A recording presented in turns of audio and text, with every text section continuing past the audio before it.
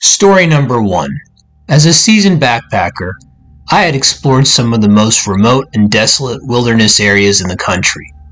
However, nothing could have prepared me for the harrowing experience I had during a solo trek in the Alaskan wilderness. I had embarked on a multi-day hike in the heart of Alaska's Denali National Park, seeking solitude and the rugged beauty of the tundra. The days were filled with challenging hikes and breathtaking vistas, but it was the nights that left an indelible mark on my memory. One fateful night, as I set up camp in a remote valley, I noticed an eerie glow on the horizon. It was a faint, greenish light that seemed to dance and shimmer in the night sky. At first, I dismissed it as the Northern Lights, a natural wonder often seen in Alaska. But something about the light felt different, unnatural. I stepped out of my tent and gazed at the source of the light. It wasn't the Northern Lights. It was a pulsating, otherworldly glow that cast an eerie hue over the landscape. As I watched in awe and trepidation, the light grew brighter and closer. Just when I thought I was alone in this desolate wilderness, I saw a shadowy figure emerge from the darkness.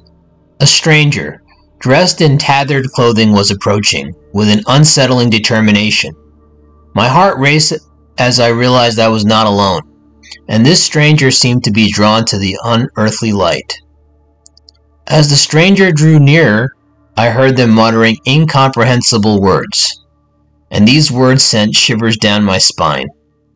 It was as if they were chanting an ancient incantation, invoking forces beyond human understanding. I couldn't move, paralyzed by fear and fascination. Desperation overcame me, and I knew I had to do something to protect myself. With trembling hands, I retreated into my tent and zipped it shut, hoping to shield myself from whatever malevolent force was at play. Inside the tent, I could still see the eerie glow through the fabric, and the stranger's chants grew louder. Throughout the night, the stranger's presence haunted me, their chants merging with the unnatural glow, creating an atmosphere of impending doom. I felt a profound sense of unease, as if I had stumbled upon a dark ritual deep in the wilderness, beyond human comprehension. When morning finally came, the light had disappeared, and the stranger had vanished into the wilderness. I packed up my camp in haste and continued my trek through the Alaskan wilderness, forever haunted by the surreal encounter and the chilling mysteries of the untamed wilderness. The memory of that night would forever remind me of the lurking dangers that can befall even the most seasoned adventurers in the heart of the wild. Story number 2. Every year as a kid, my family would go on these big camping trips.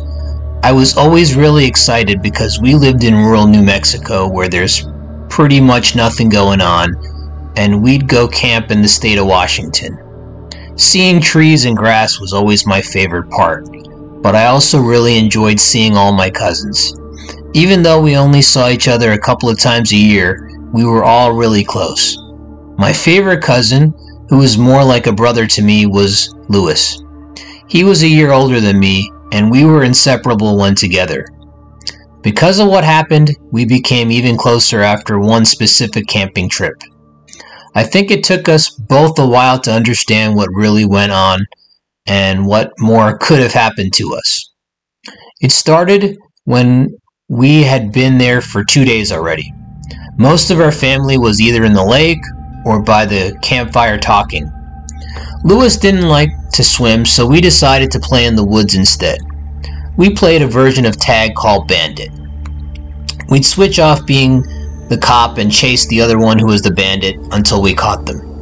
We would play for hours, but in the woods, it's easy to just keep running and not know where you're going.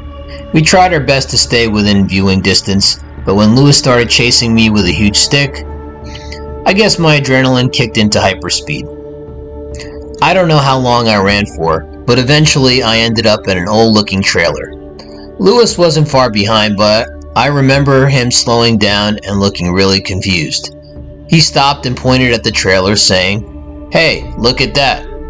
We both approached it cautiously, our earlier game of tag temporarily forgotten. The trailer was weathered and covered in rust, like it had been sitting there for decades. It was partially hidden by thick trees and overgrown bushes. The door was slightly ajar, and curiosity got the best of us. We pushed the door open and stepped inside. The interior was dimly lit by the slivers of sunlight that managed to penetrate the dusty windows. The air inside was stale, and the trailer was filled with old furniture covered in dusty sheets. It felt like we had stepped into a time capsule from the past. As we explored further, we noticed something odd. There were dozens of old photographs scattered on the floor. They depicted people we didn't recognize, dressed in outdated clothing from the 1950s or 60s. The photos were scattered haphazardly, and some were torn or damaged. It was as if someone had ransacked the place. Lewis picked up one of the photos and examined it closely. "Who are these people? And why are these people here?" he asked, his voice filled with curiosity and unease. I shrugged, feeling a sense of eeriness creep over me. I replied, "I have no idea, Lewis. Maybe this place was abandoned a long time ago, and someone left these behind." Just as we were about to leave, we heard a creaking sound. We turned to see the door slowly swinging shut on its own. Panic set in, and we rushed to the door, pushing it open. But when we looked outside, there was no one there. It was as if the forest had swallowed up the trailer once more. We ran back to the campsite, our hearts pounding with fear. We told our parents about the trailer, but they dismissed it as being secondary to our overactive imaginations. However, Lewis and I couldn't shake off the feeling that something strange had happened in those woods. That night, as we lay in our tents, we heard odd noises coming from the forest. Whispers, footsteps, and even faint laughter. We whispered to each other in the dark, too afraid to investigate. It felt like the forest itself was alive with secrets. The next morning, we packed up and left the campsite, eager to put the unsettling experience behind us. As the years passed, Lewis and I never forgot about that mysterious trailer in the woods. We often wondered who those people in the old photographs were and why the trailer seemed frozen in time. To this day, it remains an unsolved mystery, a strange and eerie memory from our childhood. And whenever we reminisce about our camping trips, the trailer always comes up in our conversations, a reminder that some mysteries are meant to remain unsolved. Story number 3. My friends and I were avid campers, and we often embarked on weekend camping trips to various national parks. One summer, we decided to explore the rugged wilderness of Montana. The vast landscapes and untouched beauty of the state had always intrigued us. We set up camp near a pristine river surrounded by towering mountains. The days were filled with hiking, fishing, and bonding around the campfire. Everything seemed perfect until one evening when our peaceful camping trip turned into a nightmare. As we gathered around the campfire sharing stories and roasting marshmallows, we suddenly heard a faint, eerie melody in the distance. It sounded like an old folk song, sung by a hauntingly beautiful voice. Goosebumps rose on our skin as the ethereal tune reached our ears. None of us had heard anything like it before. The melody seemed to draw us deeper into the woods, and against our better judgment, we decided to follow it. Armed with flashlights, we ventured into the darkness, guided only by the haunting tune. The further we went, the more surreal the experience became. But then, as we delved deeper into the forest, we saw a flickering light ahead. As we approached cautiously, the melody seemed to draw us deeper into the woods, and against our The melody seemed to draw us deeper into the woods, and against our better judgment we decided to follow it. Armed with flashlights, we ventured into the darkness, guided only by the haunting tune. The further we went, the more surreal the experience became. But then, as we delved deeper into the forest, we saw a flickering light ahead. As we approached cautiously, our flashlights revealed something horrifying. There, in the clearing, was a campsite, but it was like no campsite we had ever seen. It was strewn with torn tents, scattered belongings, and signs of a violent struggle. Panic surged through us.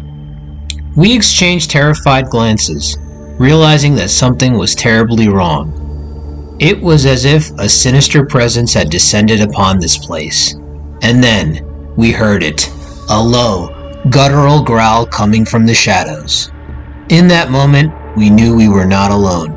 A stranger, shrouded in darkness, emerged from the trees, their face hidden by a mask. They were armed, and their intent was clear. Our hearts pounded as we faced the chilling realization that we had stumbled upon a dangerous intruder in the wilderness. Terrified, we backed away slowly, our flashlights trembling in our hands. The haunting melody continued to play in the background, now accompanied by the menacing growls of the stranger. Our camping trip had turned into a fight for survival as we navigated the treacherous terrain, pursued by an unknown and sinister presence. We scrambled through the dense underbrush, our breaths labored, and our hearts racing. The stranger was relentless, closing in on us with each passing moment. With our adrenaline-fueled determination, we managed to find a narrow trail leading to a steep cliff. It was our only chance. Desperation guided us as we climbed down the treacherous cliffside, rocks slipping beneath our feet, and the ominous presence still following. The eerie melody echoed through the trees, haunting us every step of the way. Finally, we reached the river below, gasping for breath and soaked to the bone. With no other option, we plunged into the icy water, swam to the other side. We didn't dare look back until we had put a significant distance between us and the relentless pursuer. The memory of that harrowing escape would forever haunt us, a stark reminder that danger can lurk in the most beautiful of places. Our peaceful camping trip had become a life-or-death ordeal, and the chilling melody still echoed in our nightmares, a sinister reminder of that fateful night. Story number 4. In the heart of the Colorado Rockies, I embarked on a solo camping adventure, seeking solace in the rugged beauty of the remote wilderness. These mountains were my haven, a sanctuary to disconnect from the world and find peace in the embrace of nature. On a moonless night, nestled inside my tent, beneath the pitch-black sky, an eerie stillness gripped the forest. The familiar nocturnal sounds had vanished, leaving a void that tugged at my instincts. Suddenly, a distinct chorus of eerie howls reverberated through the mountains. It was the unmistakable call of coyotes, but their voices carried an eerie intensity that sent shivers racing down my spine. I tried to shake off my unease, hoping the coyotes would soon move on. Yet, their howls drew nearer, encircling my campsite. Panic surged as I fumbled for my flashlight, its weak beam revealing only swaying tree shadows. The coyotes' howls evolved into an unsettling symphony, and their eyes gleamed like sinister stars in the dark expanse. They closed in, their presence oppressive and menacing. I knew I had to protect myself. Seizing a burning log from my dwindling campfire, I wielded it as an improvised weapon. With each menacing howl, the coyotes drew closer, their hot, fetid breaths palpable in the tense standoff. I could sense their hunger and primal determination. With one final, spine-chilling howl, the coyotes lunged, and I swung the fiery log creating a circle of flames that held them at bay. Their malicious intent was evident, but the protective barrier of fire was my lifeline. In the aftermath of the intense confrontation, I sat there, trembling, my breath labored. The adrenaline that had surged through me began to subside, leaving behind profound exhaustion. My heart, which had raced with fear, gradually returned to a calmer rhythm. As the first rays of dawn bathed the landscape in gentle, golden hues, they revealed the scorched traces of my campsite and the surrounding wilderness. The coyotes, their menacing presence fading, had disappeared into the wilderness like elusive phantoms. I remained in that desolate place, pondering the night's harrowing battle for survival. It served as a stark reminder that even in the tranquil wilderness, nature's creatures could transform into relentless predators. The Colorado Rockies, once my sanctuary, had become a realm where the boundary between serenity and terror blurred in the wake of the haunting howls of coyotes. Story number 5. Living along the rugged Appalachian Range in lower West Virginia, I had become an avid backpacker and camper, exploring the trails that crisscrossed the nearby mountains. My best friend, a fellow adventurer who lived just a few miles away, often joined me on these hikes. However, in 2019, an emergency at his work forced him to cancel our previously planned week-long backpacking trip across the range to a small mountain lake. Determined to make the most of my time off, I decided to embark on the journey alone. On a crisp Monday morning, I drove to a nearby trailhead and began my solitary trek. This was no ordinary recreational trail. It was a challenging backpacking route with no defined paths. To navigate, I relied on maps, compasses, and distinctive landmarks. Each landmark guided me towards the next, like a trail of breadcrumbs through the wilderness. The first 2 days of hiking led me toward a prominent ridge in the mountains. As night fell on the second day, I set up camp, several hours away from reaching the ridge. I pitched my tent, kindled a fire, and heated up some food for my backpack. With the sun having set and the clock ticking towards 8 o'clock, I settled into my tent to relax and read, leaving the crackling fire outside to keep me company. My plan was to extinguish it before sleep. About 20 minutes into my book, the tranquility of the night was shattered by the unmistakable sound of a stick snapping right behind my tent. My heart raced, my first thought being a possible black bear attracted by the scent of my earlier meal. However, there were no further sounds, no signs of movement. Crawling out of the tent, I shone my flashlight into the forested area behind me. Nothing. I shouted aggressively, hoping to scare away any potential predators, but silence persisted. It was eerie because the sound of the stick snapping had been undeniable, like something had stepped on it. I remained outside the tent, surveying my surroundings, before finally extinguishing the fire and retreating to the tent. Sleep proved elusive as I remained hypervigilant, listening intently for any more sounds. Morning eventually broke, though it felt as if I'd only just closed my eyes. I packed up my campsite, leaving behind the strange events of the previous night, and continued my journey towards the ridge. Once I reached it, I had a straight path to the lake, aiming to arrive before nightfall to avoid relocating my camp. With approximately an hour left until sunset, I reached the picturesque lake, its beauty worth every step of the hike. I strolled along its shores, relishing the scenery before pitching my tent at the tree line beside the tranquil water. Sitting by the campfire, I couldn't shake the feeling of being watched. Soft noises emanated from the trees behind me, resembling footsteps. I tried to brush off my paranoia, attributing it to my isolation. However, the eerie atmosphere persisted. The sounds were reminiscent of footsteps, but I knew I was alone.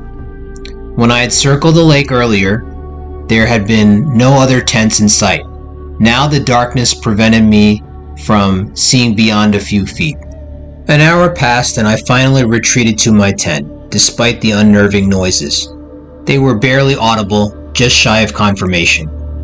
Exhaustion eventually overcame my unease, and I drifted off to sleep. It was only an hour later when I awoke to the sound of hurried footsteps running away from my tent.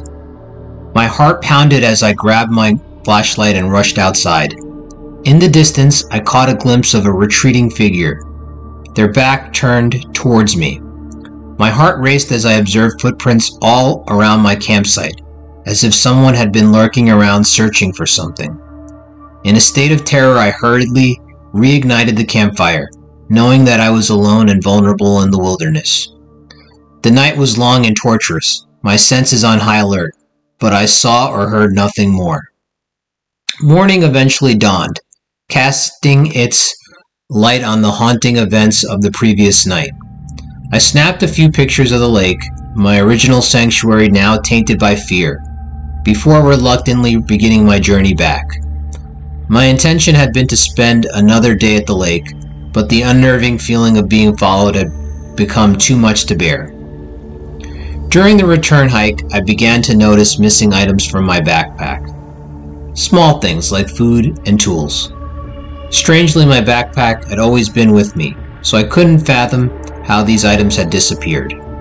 To this day, I wonder if the unseen presence that lurked outside my tent that fateful night had ventured inside, pilfering from my bag while I slept.